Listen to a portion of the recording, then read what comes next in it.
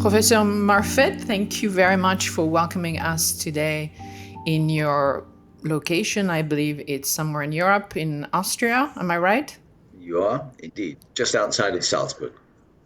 And could you please introduce yourself for our audience? Yes, of course.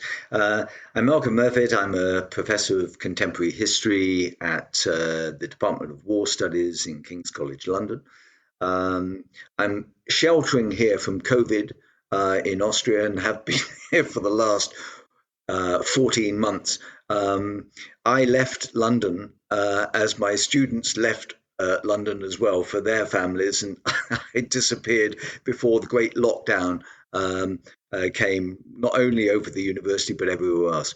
I was born in Britain, vast numbers of years ago, and I lived there until 1980 when I went to Southeast Asia and then Australia and Canada and now Austria and back to London. I yeah I am somebody who came up a very untraditional way to university, but I've had the most fantastic life since I found myself. I was far, far, far too much involved with sport to begin with. I've been blessed with having some talent in this area, but of course, I always got the balance wrong. I played down the sporting route rather than the academic route, and the consequence was that at 16 I had one O level, and quite frankly, you can do nothing with one O level. So I found myself going into a carpet store in Oxford as a carpet buyer. It was complete nonsense. It was never buying anything. I was merely selling, but I was selling to individuals who were linked to the university. It was very interesting. And I got on very well with these people, and they seemed to like me. And so I would go along with the carpet fitters to places like All Souls and St. Peter's College and various other colleges from the university, and saw this other world. I mean, I'm a country boy from North Berkshire. I mean, I come from a village of native tribal people. I mean, for the people in my village, 800 souls, white, Anglo-Saxon, Protestant, the Catholics were a threat, let alone, African Americans, no chance of seeing them. Asians, what? Of course not. And so this terrible sense of the enemy living just a mile and a half away in the next village very much came home to me. I disliked it from the outset. I felt that this was not where it should be. We were only 13 miles from Oxford, for God's sake, but we could have been 13 million miles away from Oxford.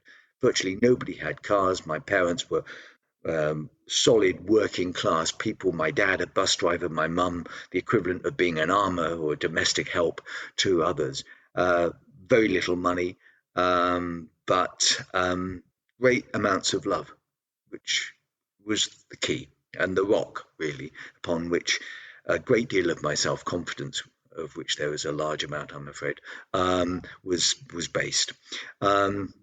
But so going to this carpet store, going to going to the Oxford University colleges to lay carpets, I thought to myself, you've got to do something now. You've really got to work, because you've given yourself up to sport. And I was fortunate enough, I played at the school's junior Wimbledon championships on the grass courts of Wimbledon when I was 16, but I had one O level to show for it. I mean, it's pathetic. The most embarrassing experience of my life was going to this party after the results were announced. I don't know why I went.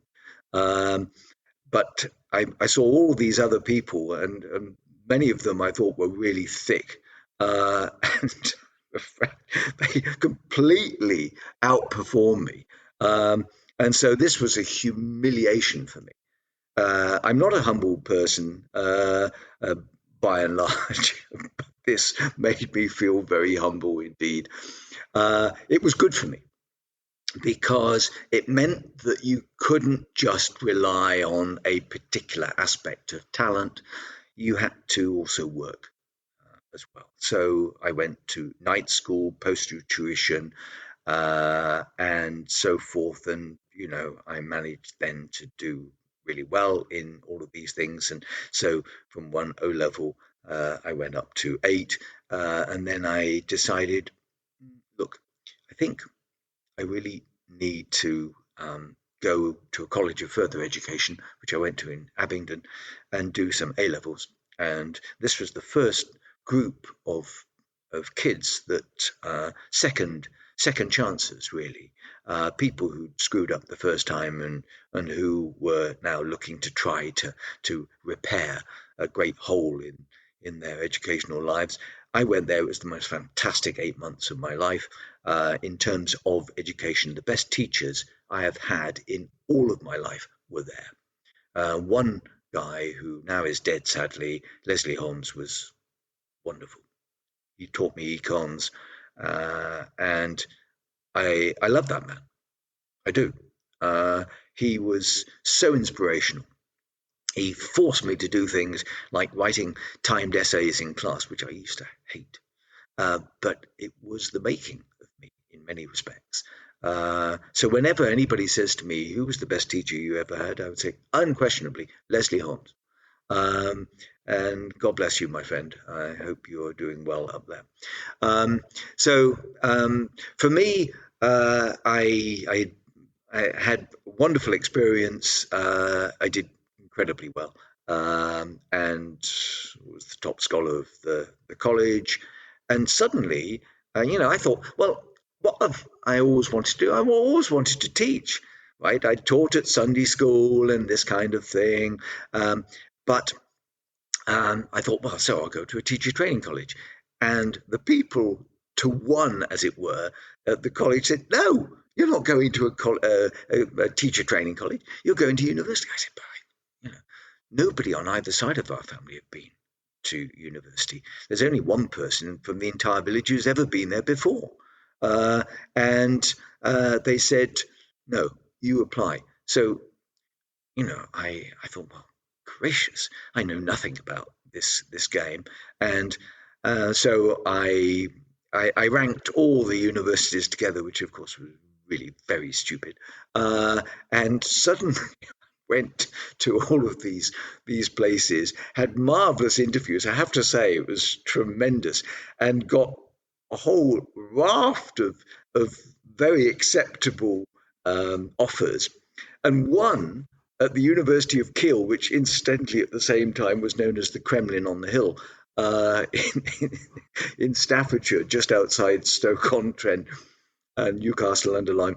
Kiel, the man and I spoke at great length. We were supposed to have been 20 minutes. It was like 40 or so. And I saw him writing onto his form next to my name, you. I thought, oh, damn it. It's unacceptable.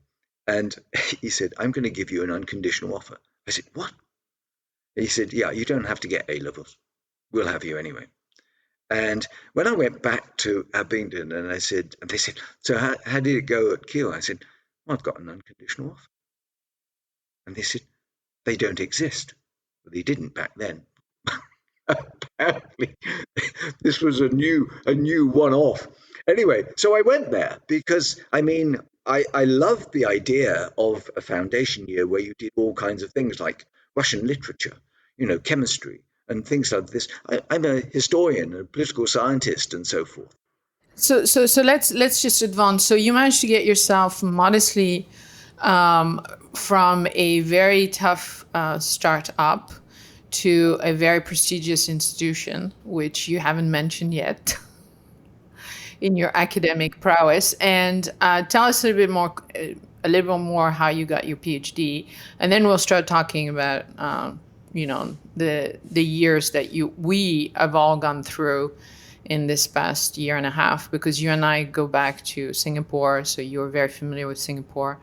And your experience of COVID-19 might be very well different than our experience here in Singapore. Yeah.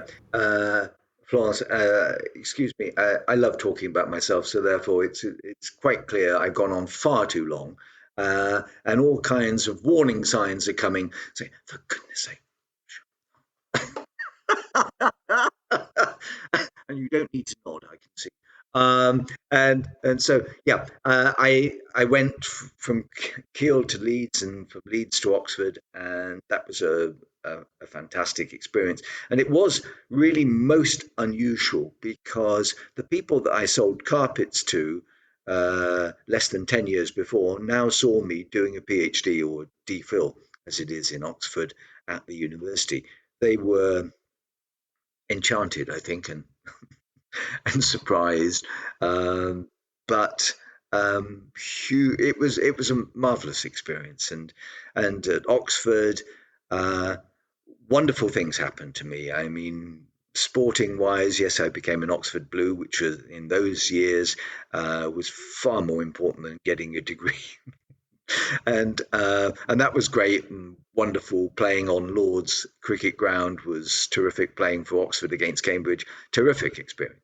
Um, but then I also, as a result of being at Oxford, I got this incredible opportunity. Um, Winston Churchill died, left 10 tons of written material in 110 filing cabinets. Those filing cabinets were placed on L floor, many floors below Broad Street in Oxford, whilst Martin Gilbert, who was the research assistant for Randolph Churchill, went through them. But the Charterhall trustees, who were the literary executors of Churchill's estate, wanted a one-off single volume life of Churchill, and they commissioned Lord Birkenhead, who was the son of F.E. Smith, who was Churchill's greatest friend, or arguably his greatest friend, to do the one volume work. Unfortunately, Lord Birkenhead contracted throat cancer and also um, was involved in a traffic accident, so couldn't get into the Bodleian. And I don't really see Lord Birkenhead being down in the bowels of the Bodleian very long, in any case. Um, Lord Birkenhead then decided that he would address his friends, who are the high and mighty at the university in the area of history, and ask for nominees who they might suggest should do this work for him. Lord Blake from Queen's was made the chairman of this search committee, and my name was mentioned by two of the academics that I was involved with, Professor Norman Gibbs from All Souls and Professor Herbert Nicholas, who really was an amazing character from New College. And the final two, one of which was me, were sent out to see Lord Birkenhead north of Oxford, just a little bit south of Banbury, in this roaming um, estate of his, and with a lunch table with so many pieces of cutlery on it that you just could not imagine. What on earth do I use first in all of this stuff?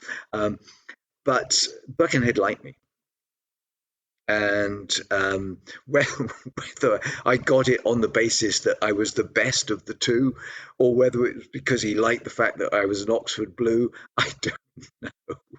But anyway, I got the job, and this meant that I had this fantastic opportunity. The Churchill Archive was closed to the world. There were only two people who were allowed to see it. One was Birkenhead, but then since Birkenhead couldn't get to see it, it was me, and the other was Randolph Churchill, but then he died, and Martin Gilbert was given the job to write the companion volumes, of which there were two or three from each major volume that he produced. And so I had this phenomenal opportunity of working on the Churchill papers, closed to the rest of the world. and I loved it. And it delayed my PhD, but who cared? I mean, this was far, far, far too important a project to ignore. So it was wonderful. It was an absolutely wonderful experience. I loved Oxford, um, but I'd loved all of my university career, and it was so different. It was almost as though I'd had a second life, an ordinary life up to 69, from 48, so I was 21, and then this completely different life from 69 onwards. Well, Malcolm, I remember seeing one of your lecture at the National University of Singapore once and attending it as effectively an auditor. It was wonderful, and I remember how lively your lecture uh, was and how engaged you were with the subject. So, to bring us back to 2021, and knowing that you're obviously not in King's, as you said in the entrance, and knowing that you are now sitting in Austria and I'm in Singapore, and we've only seen each other through Zoom or versions of that. So tell us about how is this past year and a half now has been for you as a professor that loves engagement so much and delivers lectures that are so and passionate and personal, and tell us more about what you've seen for yourself and for your students, perhaps. Certainly. Well, as I said in the intro, I left town, that's London, when everybody else was leaving town, and even before the university closed down. But I kind of preempted it by 2 or 3 days and got out on the penultimate plane out of Gatwick for Salzburg, uh, mid-March, about the 13th of March last year. Um, so the first question was, of course, how do we now finish the course? Um, and what do we do about exams? And um, they'll obviously have to be take-home exams, or um, what about any other assignments that haven't yet been submitted? Well, I felt over a long period of time, um, two main things which I feel we don't make enough use of at the university. First of all, one, and you'll cringe at this perhaps, but why, are multiple choice question papers. It's really interesting because you, if you ask a student to do an essay, they can produce an essay, yes, but it's on usually a relatively confined subject or topic. Um, and whereas the multiple choice paper goes over the entire subject from first to last. So it requires them to actually have some memory, yes, but you can't just eliminate the memory and say, oh, well, it's just rote learning. No, it's not just about rote learning. In order to get to analysis, you need to know what the hell went on. And I get very angry with people who say, oh, but you don't need the factual stuff. You do need a certain amount of factual stuff. Yes, you do. And we've seen in the Brexit campaign how the lack of fact, or the alt fact, the lies, the fabrications, were very effective. That's the problem. So I think you do need to have some knowledge, and you need to build on it. You only can get to stage two of the learning process if you actually know what the hell happened and when it happened. Then you can start analyzing why it happened. And the most important question in history is why. It's surely the question that launched the Enlightenment so many years ago. Why is crucial, but it can't be just done on its own. It needs also to know about the when and the how as well. So, multiple choice question papers had to be devised in such a way that all of the students had to have them at the same time, so that they couldn't be phoning one another or using, their the Google search function to find the answers. So this I worked very closely with Nargis, this wonderful lady at King's in the War Studies Department, and we devised this um, exam. I mean, I did the questions, but she did the technology. As you can see this morning, I am really quite deficient when it comes to technology. But it went wonderfully and went off without a hitch. The exams were done without any problems at all as well, thanks to the work behind the scenes of our office staff, who are fantastic, who never get any plaudits at all, but who do so much to help. Let me go on to say that uh, the the situation thereafter was going to be really difficult. I mean, how were we going to have any actual students back on campus in the autumn or not? And we were wrestling with this. The senior leadership team, of which I am not a member, I'm far too old for that, uh, were wrestling with the idea of, well, should we do everything online? Well, converting to online is really difficult if you haven't done it before. But that was what actually happened. But interestingly enough, I had an offer from the University of Trento in northern Italy to go as a visiting professor to launch a master's course that they'd not run before, but which they very much wanted to run uh, on naval history. Now, I've written a large book on this particular subject, and so they offered me the opportunity of going. And since we were in somewhat in disarray, it has to be said, at King's, not quite knowing what we were doing and so forth, I went to Trento and had the most fantastic 2 months.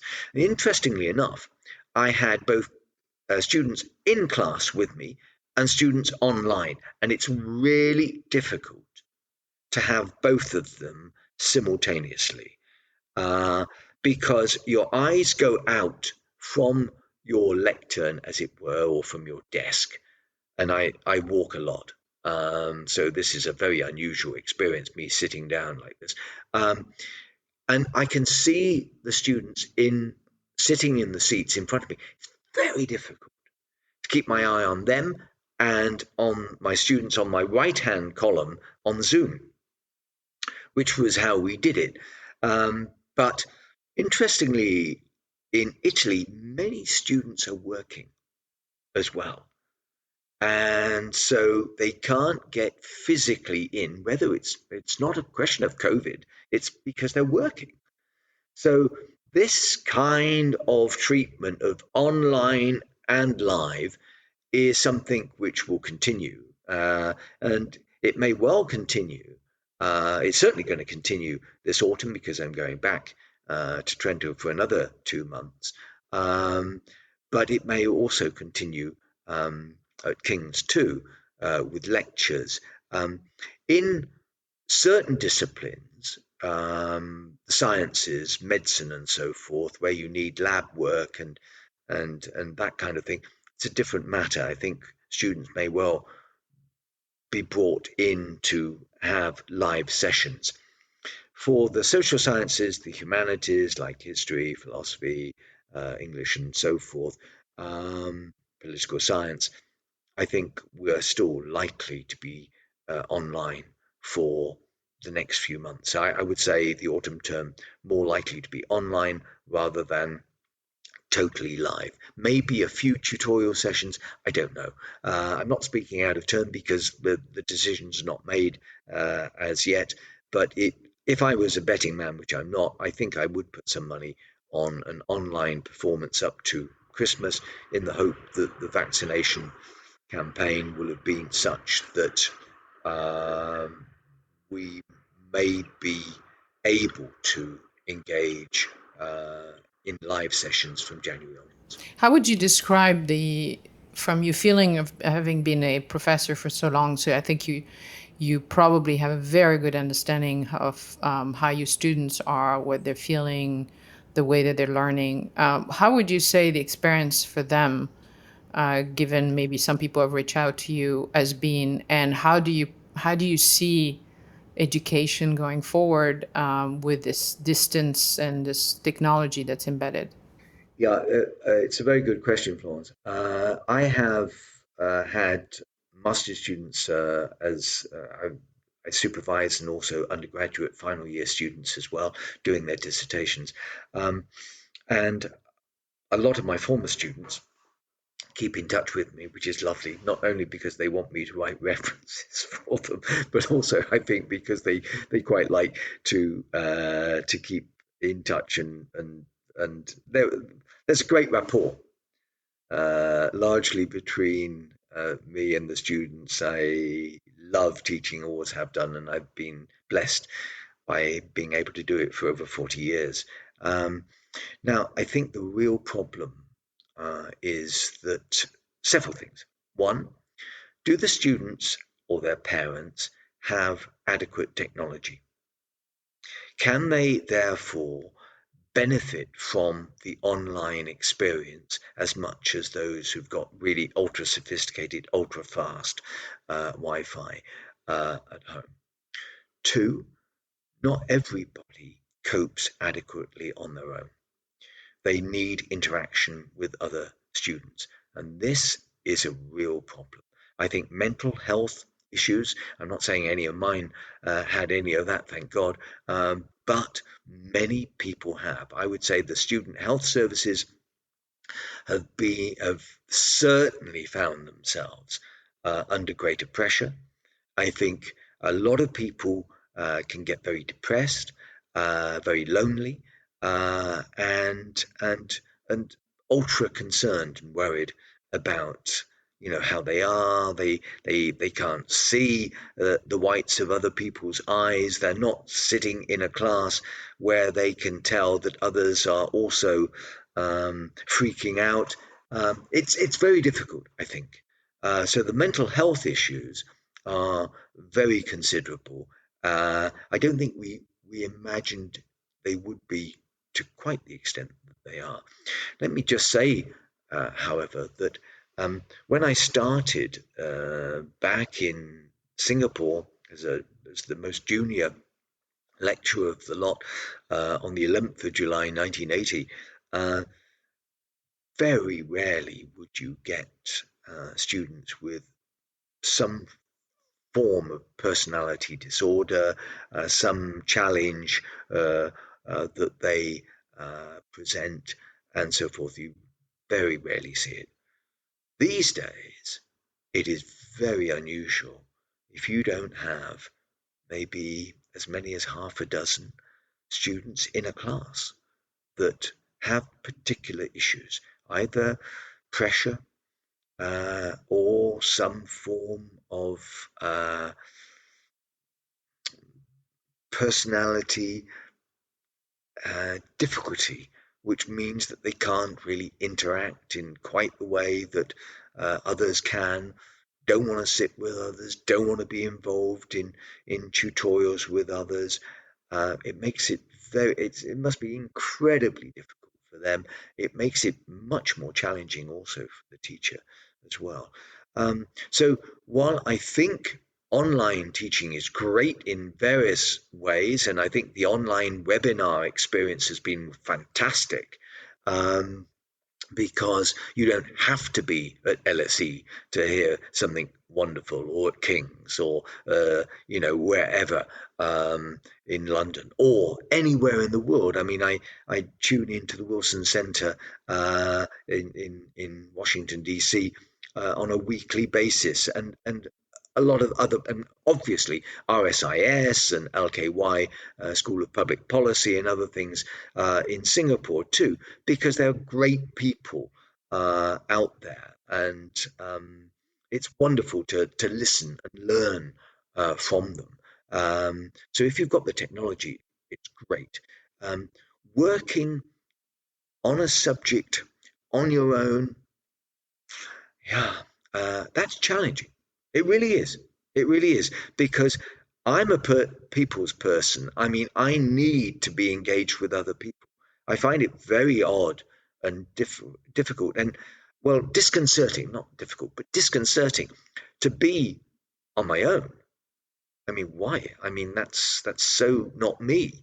But many people are forced into this situation, and I have concern for them. I also recognise those students who, for example, if there's a art student, uh, maybe at say something like the New School in New York, for example. I know somebody who is there who is now in Singapore with great situation for them in Singapore, but they can't do everything that they would normally do at the new school. And so, in that situation, maybe they can function at 88%, but not necessarily at 100%. So, with the reduction of limitations and so forth towards COVID as the vaccination rollout goes on, I think it then it offers the prospect of those who are somewhat out beyond their control, not functioning as effectively as they could, being able to do something about it. So I think it's two sided, like all things. I think we have learnt a lot, but the teaching of online stuff, you can't just turn up and just talk for 2 hours. You can't. It's got to be broken up. You've got to be thinking about, okay, how do I actively engage with these kids? Make it much more interactive and punchier. You can't drone on. It's not. I mean, I have been droning on for the last God knows how long now in this interview, but you're not meant to. It's meant to be broken up. Indeed. So, another aspect of this, I think, so in Singapore, we've been somehow, we've only gone through one hard lockdown. It was well controlled. It had very good effect immediately. And being Singapore, of course, things are under control and managed. The children have had live schooling now back for a few months, although special activities are suppressed.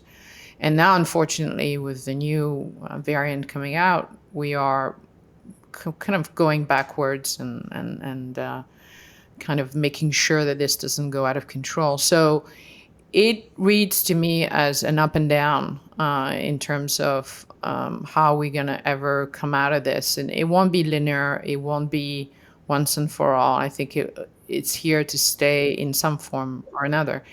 So my question is then, to cope with this, you and I know each other quite well, so we understand each other's lifestyle coping mechanism. I'm very interested in having you share with our audience, what is it that you've done to make yourself go through this? Because you've been on lockdowns probably more severely than other people, and you were accidentally, I heard, in Austria, or you decided to be in Austria, and then that's where it ended at some point. So share with us, what is it that your life, how your life changed from being at King's and to being in Austria?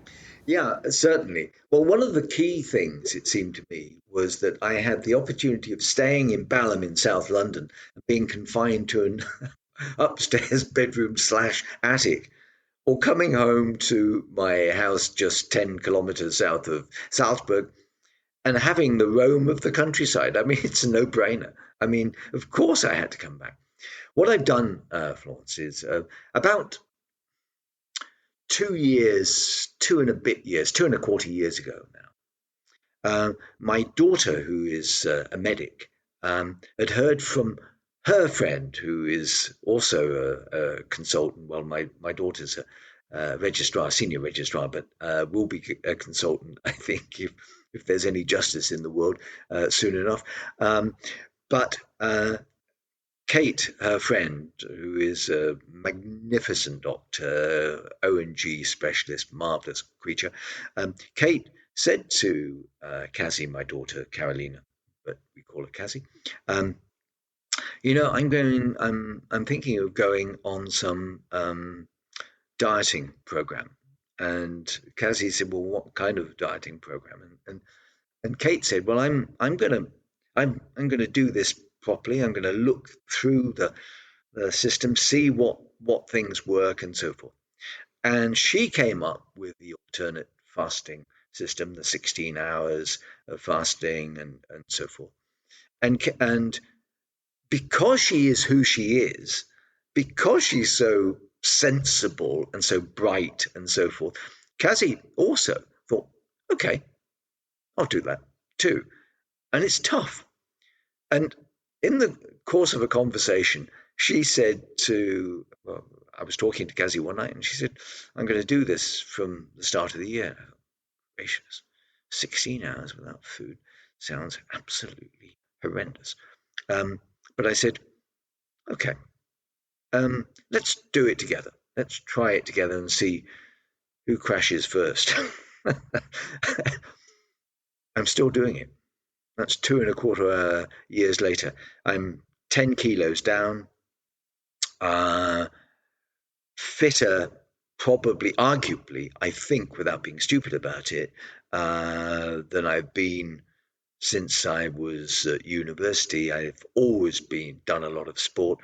Now, I don't run as far as you, Florence, but I run just over a marathon a week. That is 3 lots of 15K, so 45K a week. I walk about 120 to 130K a week, and I bike when the weather allows us to, maybe 50, 60K a week. So I'm active. Uh, I've always needed sport. I've always needed activity as a contrast to scholarly studying, working, preparation, and so forth. That's how my life gets in balance. At one stage, as I told you, it was unbalanced. It was like 90% sport, 10% anything else. Now I think that the balance is great. I'm out every day 2.5 hours. I run for, you know, I I can still run pretty decently. I can do 15, 16K in 90 minutes, which is pretty good for my age. Um, and I feel great about it. I come back, I can then sit down, I can really work really hard, um, and I don't have this kind of sense of, oh, I must get out, I must do something. So everyone is different, everybody is unique. One size doesn't fit all, but I honestly believe for me, I need to have change in my life. I need to be active, otherwise, I'll go up the wall. Um, I don't think, I know people who work incredibly hard and are incredibly talented and bright, uh, but that's all they do. And that worries me because I worry about their general physical state. Um, I don't worry about mine because I'm doing something about it on a daily basis. So would you say that this lifestyle that you had before, because you and I from Singapore, I knew that this was already something you were doing on a regular basis. Would you say that, both as a mix of being lucky to be in an environment where you had access to outdoor, which a lot of people did not, and also having that routine already in place with your intermittent fasting, with your focus on being out, with your focus on being physically fit, would you say that this really has buffered the impact of this dramatic changes that Absolutely. we've all lived through? Absolutely. I've been so grateful. I mean, I think the one thing, and I really must stress this, is discipline. You need to be self disciplined because if, for example, I say, okay, 3 times a week, I'm going to go and do this one, but then you don't do it, come on. You need, I mean, like, for example, after this interview, I will be going running. That I can guarantee you. And not because the interview has stressed me, but just simply because this is the third day I'm going. And it's pouring with rain outside and it's grey and cold and looks absolutely awful. But who cares? I'm doing it. Um, so, yes, it's buffered the COVID thing. I felt very, very, very sorry. for those who've really had a hard time of it. I've lost several friends out of this. Two members of the extended family have gone who were in good form and good health beforehand, and they succumbed. And I've known a number of other people too, and it is very sad. And I feel for them enormously. I'm just so grateful. A, I haven't contracted this thing, and B, I have not been restrained in any way um, by being here. I feel incredibly blessed in that. So, Malcolm, if we now project ourselves forward, and before we wrap this episode, I would like to have your perspective because you've studied this as well as being British yourself. So right now, we as in the world is in this stage still, and Brexit, of course, has already occurred to some extent. It will manifest itself much clearer as the months go by. So we are basically looking at the UK entering two cycles of response. One, which is a cycle of economical response and political response to Brexit, and whatever that comes with, and as well as still being in the middle of a pandemic that needs to be actively managed, and to which maybe the vaccine will be sufficient, maybe it won't be, but anyway, it's not over. So I would like to hear from you. What do you think these dual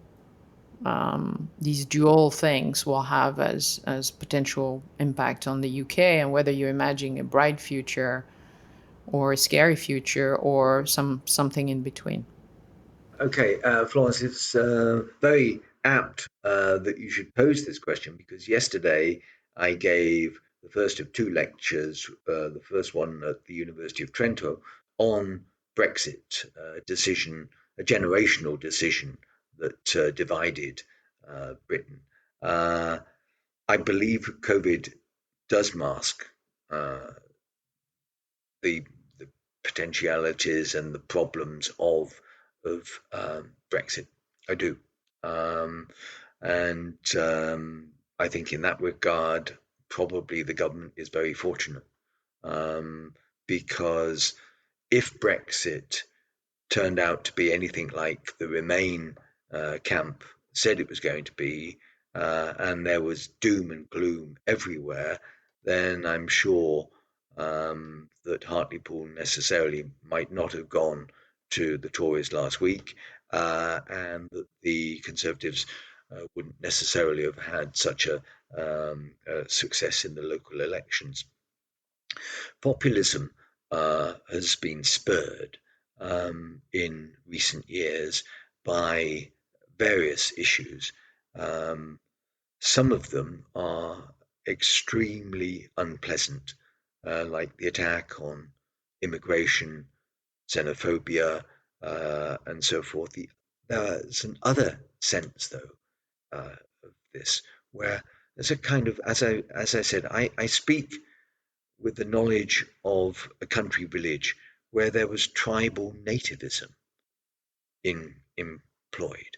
And I would say that there were some of the members of that village who I hope are still alive, who would say, is the world, is our village any better now in the year 2021 than it was back in 1961?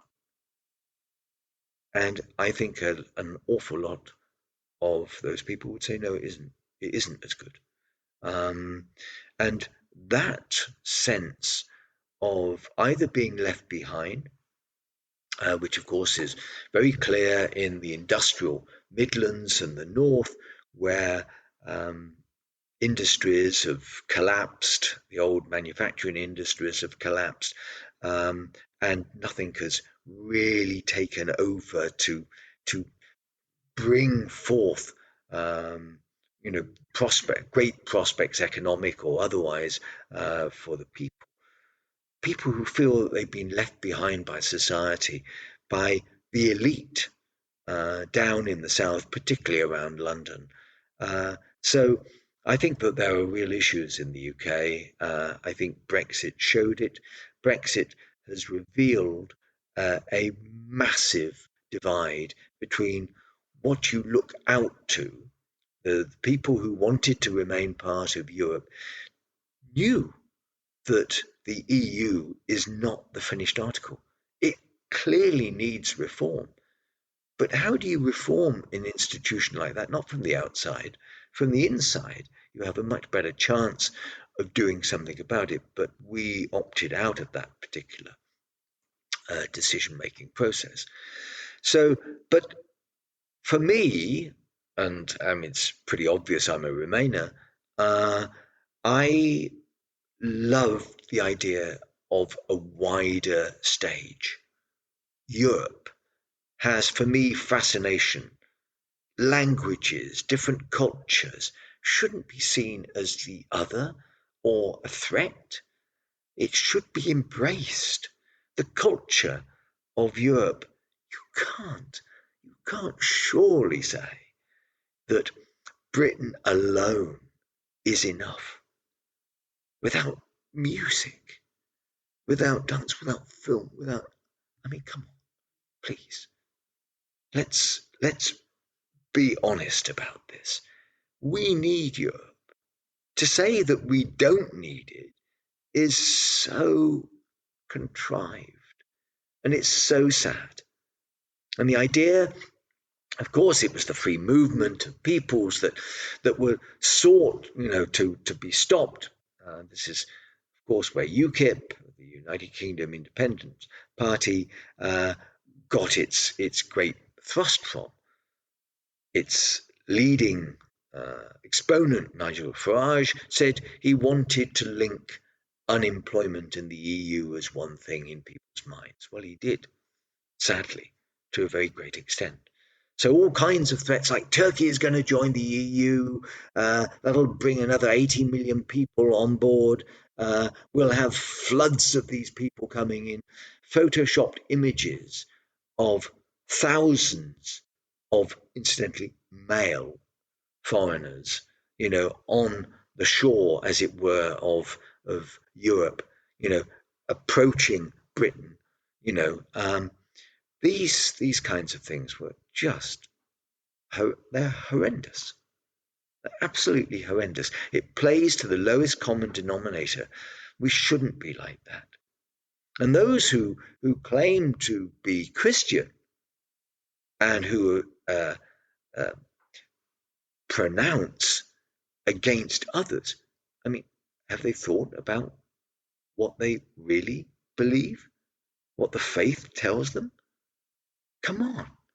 We have to embrace people. We need to have differences in our lives, and not always feel threatened by the other. Now, it's true that a lot of people, my generation, the baby boomers and those a little older, voted overwhelmingly for Brexit to get themselves out of Europe. What on earth were they thinking? What on earth were they thinking? I find it almost inconceivable. My generation has been damn lucky to have the chances that it has had. One of the greatest things ever was, Harold Wilson, who I didn't trust at all, did do something. He introduced the Open University. And that was an opportunity for people like my dad, a bus driver, to get a degree. What? Or my mum, a domestic worker, to get a degree? Are you kidding? That kind of thing never existed before. I love the idea that, we should do something for ourselves. Those who said, I've had one job, that's the only job I want to do, I want to stay in the mines, well, come on. Do something for yourself. Don't live on welfare. Do something for yourself. Get moving. Think about how you could retrain. But lots of people didn't want to. And then whose fault was it? Well, it's the EU. Are you kidding me? Come on. I mean, structural and cyclical unemployment are not just down to one sector, one institution. Yes, of course, you may think, national sovereignty puts and autonomy is something which is very crucial to the UK. Well, it's crucial, seemingly, to the English because the English voted Brexit in a massive way. Scotland and Northern Ireland voted to remain. Wales, about 52%. England, over 53%. And the staggering thing is that 87% of all leave votes were lodged in England. It says something about my country which I worry about, actually. Well, I think, short of the pandemic that we have right now, we have another pandemic as well, which I think is the pandemic of information or disinformation, which I think we all suffer from. We suffer it at the public health level, we suffer it at the political level, and I think that's here to stay. So to wrap up, I would love, like I do always with our guests, to find out what's Professor Murfett's weird sauce for life. Could you share that with our audience? Yes, I always wondered about this idea of weird sauce. What do I have it? Do I know what can I reach out for? I think it's the lack of boredom. I think it's the wanting to do stuff that keeps you going. My dad never hit me. I think, well, maybe once or twice in his life. Back then, of course, it was much more customary that you can get belted for doing things. And I used to do lots and lots of very bad things. But my dad would send me upstairs to my bedroom. And you were going to stay up there all day and you think about this and maybe you wouldn't do it again. For example, I planted all of the corn for the chickens in the garden, which was a major problem for him. Um, but what I thought, well, I can't be up here for hours. And I don't necessarily want to read for hours on end. So I used to commentate on imaginary football matches and other athletic and other sporting things on my bed. I was immensely happy.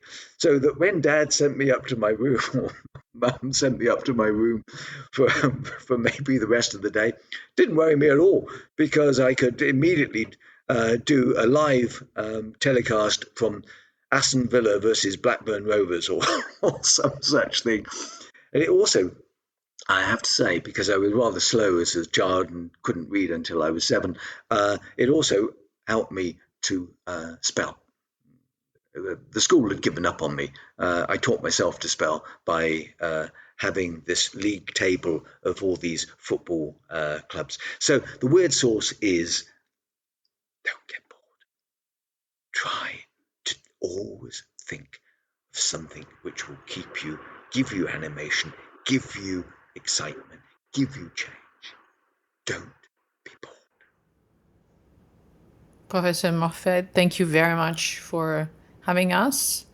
We hope 2021 will keep you well, and we'll speak again soon. Thank you so much, and thank you for inviting me. I feel honored when I look at the other people that you've interviewed. I think, oh, gracious me, I feel very much not in at this level at all. I won't say I'm a humble professor. No, I, I'm not a mover and shaker in the world outside the university, but I like to hope that I give hope to my students.